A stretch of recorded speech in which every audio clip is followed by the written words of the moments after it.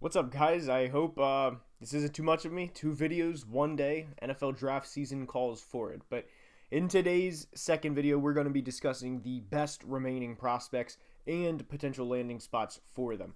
So I have an article pulled up here. Don't want to get hit with the ad, but anyway, there's a lot of prospects that I was surprised didn't go round one. David Ojabo right here from Michigan. I was surprised he didn't go round one, even with the injury, because I thought a team would sell themselves on how good of a player Ojabo is. And I thought for sure with being able to control the fifth-year option that a healthy David Ojabo and a team that would need pass rush in the back half of the first round, think Green Bay Packers, think Kansas City Chiefs, although the Chiefs did get Karlaftis, I was surprised no one took him. And when you look at the teams that are available here in the top of the second round, of course, there's going to be a lot of trades.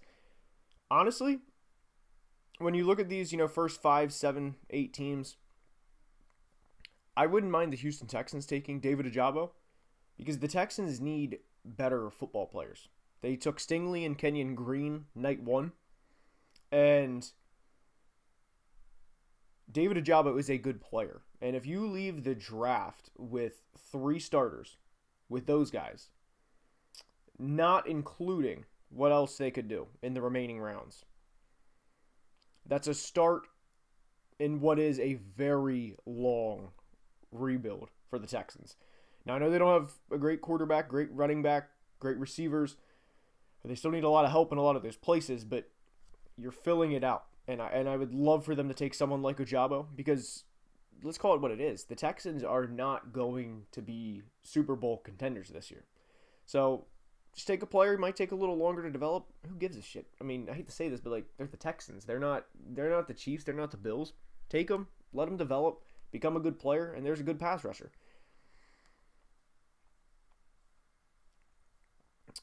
Now, another player I was surprised didn't go night one. Wouldn't say surprised. I was just underwhelmed because I've wanted him to go round one and he didn't. But Nakobe Dean. Nakobe Dean is a very good linebacker. And Nakobe, his teammate Quay Walker went over him. And Devin Lloyd went over him. I wasn't surprised that Devin Lloyd went over Nakobe. But with Nakobe Dean, my Minnesota Vikings are 34. I would be ecstatic if they took him. Some other teams in here. Nakobe might have a little bit of a slide if someone doesn't trade up for him. Although, I would love for the Bucks to take him, have Devin White and Nakobe. You're not getting past the middle of the field. You're not getting past either guy sideline to sideline. Whew, I love that. But it is worth noting, Adam Schefter tweeted a couple minutes ago that they need interior defensive line help. Schefter is obviously a hell of a lot more in the know than your boy is. But to me, that screams like Logan Hall from Houston. That's what that pick screams to me. If that's what Schefter's tweeting. I'm going to go through some of the more of these rankings. These are not my rankings, just to be clear. Chad Mumma, love him. He's a beast. He is a beast. Also, Christian Watson is, to me, also Travis Jones. I said Logan Hall, but Travis Jones also applies to the Bucks.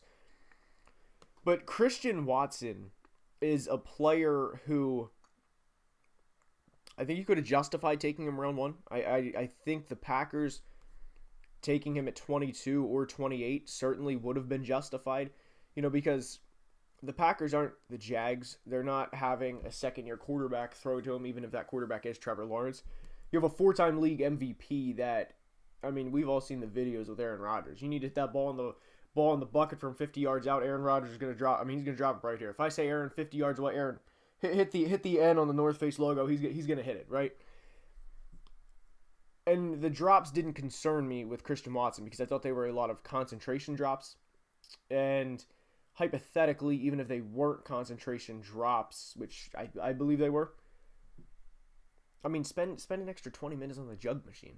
You're playing for Aaron Rodgers. You're not playing for I'm not going to call a team out here and say a quarterback, but you're not playing for a scrub, is my point. You're playing for a Hall of Fame first ballot quarterback that wants another ring and that will make you rich if you work your ass off. Like, monumentally rich. Like, $100 million rich. Christian Watson, wouldn't have minded him going to the Packers. I think that was a great fit. Let's keep going here. Here's my guy, Leo Chenal.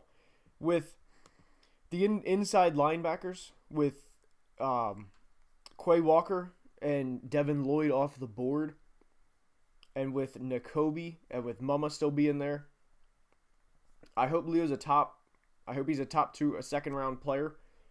I think he's a long-time starter. I don't know, honestly don't know at this point where Leo Chenal's going to go. There's a lot of teams that make sense. I think he fits to a T what the Detroit Lions are trying to do. And the Lions in round 1, by the way, Aiden Hutchinson, Jamison Williams, Leo Chenal, if you add to it, that'd be quite the start for them. And I would love Leo Chenal to be a Detroit Lion. That'd be a hell of a draft for the Lions. You go from the second overall pick to getting those 3 players. Come on. Now, another player we're going to discuss, I'm going to lump Kenneth Walker here and Breece Hall together because they are running backs. I'm going to lump them in. Look here, 33. As I did say earlier, the Bucs could take interior defensive line. That's based on not re-signing Ndamukong Suh and Schefter tweeting about it. The Vikings don't need a running back. The Titans don't need a running back. The Giants, low-key, are a team to watch for running back. Just because Saquon Barkley can't stay healthy. But the Texans, you're looking at either one of these picks. Giants or Texans for Breece Hall or Kenneth Walker. The Jets probably won't at this point. I wouldn't mind if they did. They probably won't. Neither the Bears or Seahawks, neither of those teams will. Colts. What, do the Colts need a running back? I don't think the Colts need a running back. The Falcons, low-key, because Cordero Patterson was drafted back in 2013, so he's getting up there in age. And I don't think Cordero, you want to play him for the next 5 or 6 years as your running back receiver. But so that could be a team, or that could be a team for either one of those guys. But I hope for Kenneth and Breece that they're taking, I hope they're both top 50 picks because they're very good. They are very good running backs. And if they stay healthy, there's no reason they each can't be 1,000-yard backs out of the gate, especially Breece Hall, for that matter. Now, Malik Willis. I did want to discuss Malik Willis. We can discuss Ritter and Corral for that matter too, but we're going to start with Malik Willis and even Sam Howell. We're going to start with Malik because I think it's very fair to say he has the most upside out of any of these guys. But with Malik Willis, the Bucs are not going to take him. The Vikings, if they would have taken him, they would have taken him in the first round where they had control of that 5th year. So that's not going to happen. But the Tennessee Titans are a team to watch. Ryan Tannehill we did a really long breakdown of them a couple days ago. Tannehill is kind of not done good. He's kind of shit the bed the past 2 playoff games. And he was already, it's kind of tongue-in-cheek, but he was kind of lightning in a bottle from that 2019 season. So there's a possibility that Malik Willis could go to the Tennessee Titans. That would be my dog walking if you can hear the paws. Anyway, for some of these other guys, Sam Howell, Desmond Ritter, Matt Corral. I've been saying it for the past couple of days. I would love for Sam Howell to be an Indianapolis Colt. Sam played so much better with Michael Carter, with Diami Brown, with those guys in North Carolina. And then you saw this year, the NFL talent around him was taken away. And Sam's not Aaron Rodgers. So to expect him to elevate that North Carolina team to be playing with the elites of the elite, with the Alabamas, like if they were to play them, he wasn't going to do that this year. But if you place him on a team, play him behind Matt Ryan for a year, who I'm sure Sam's been watching for the majority of his life at this point, Matt Ryan's going to teach him a lot. And then you have Jonathan Taylor, Michael Pittman, You have a lot of guys on that team that you're looking at for Sam Howell to build around. To build Sam Howell, Jonathan Taylor, Michael Pittman. And for Pittman, by the way, he's working on his third quarterback in his third year. He has Phil Rivers, Carson Wentz, and now Matt Ryan. And I mean, sure, he could have a lot worse quarterback play, but at some point, you want to stabilize that position. The Colts took a shot on Jacob Eason a couple years ago, and it didn't work out. And at this point, do you take a second round quarterback? Because the Colts, they're not going to be a team next year in contention for Bryce Young, for C.J. Stroud, unless they have like a 2021 Baltimore Ravens season where everyone, and I mean everyone, gets hurt. So the Colts sleeper quarterback team day 2. They certainly have more holes than just quarterback, and you could even argue that quarterback is not a hole on the roster right this second. Now, one of my favorite edges that are available is Boye Mafe from Minnesota. And there's still a couple of edges on the board where I'm just like, I'm mainly Ojabo, Boye Mafe. Drake Jackson, of course, he had a late rise. Where I'm thinking an Arnold Ebiketie from Penn State, where teams are getting steals. And for me, I love day 2 of the draft because this is, you get the steals, you get great contributors. JOK last year was one with the Cleveland Browns. But, man, I can't wait for tonight. Andrew Booth, by the way, this list to have him, the 22nd ranked prospect still available, that's not something I agree with. To be honest, gun to my head right now, Andrew Booth, I would say he's 34th pick overall to the Minnesota Vikings. The Vikings need cornerback help. It's evident, and it makes a ton of sense. They took Lewis Cine at the end of round 1.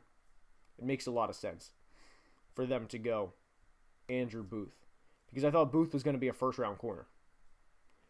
But another player here is Josh Paschal from Kentucky. He's a good edge. Like him a lot. Also, Jalen Petrie and Nick Benito. Those two are my guys.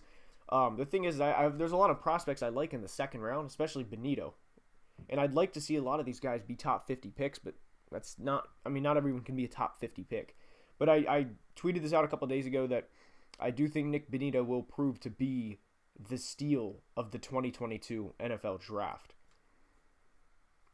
Also, Greg Dulcich, the tight end from UCLA. Jelani Woods. I don't know if Jelani Woods will be a day 2 pick. He's a lot of projection at the tight end position. He's 6'7", 250, 4'6", 140 at that size. You can't teach that. And like with the number 1 overall pick in Trayvon Walker, there's a lot of things you can't teach. And athleticism and size is one. I wouldn't even mind, not at 42 for the Colts, but the Colts, what I do think maybe 73 for Jelani Woods. I like the possibility of that. I don't think when did they pick? 122. I don't know if he'd last that long, but I love Jelani Woods, the thought process of him going to the Indianapolis Colts. Now, also, Jaquan Brisker, safety, Penn State. Penn State had some players this year. Jaquan, Arnold Ebiketie, and of course Jahan Dotson, who I think was selected a little early at 16 overall, but if he's your guy, he's your guy. And to give Carson Wentz a receiver now, other than Terry McLaurin, it's good stuff. He may be a little early, again. But if he's your guy, you got to get him. Because I'm sure the Packers would have taken him at 22. So, if he's 5 picks early in the first round, as long as it's not like 1 versus 6, take your guy. But Jaquan Brisker, big physical safety. Well, physical safety. To me, it screams long-time starter. You get these picks from 33 to 44, 45. This is where you can really go from a good team to a great team, or from an average team to a bad team. While the first-round picks obviously matter the most, those early to mid-second round picks are usually what separates teams. Think Antoine Winfield Jr. back in 2020. Think T. Higgins back in 2020. And what did he do in the Super Bowl? Day 2 to me is, especially from 33 to 50, is probably my favorite part of the draft. And guys, I really can't wait to see how this goes. But anyways, George Pickens, George Pickens is another receiver. He could go to George Pickens. I've said the Falcons a couple times, but George Pickens could go to the Falcons. The Falcons need so much help that you can place pretty much any player on the Falcons and it makes sense, other than tight end. So, anyways, that's all I'm going to have for the second video. I hope you guys enjoyed. Let me know if you did. Please drop a like and subscribe to the channel, as it would mean the world. And as always, as we finish every video, until next time, please be safe and have a great day. Love you guys.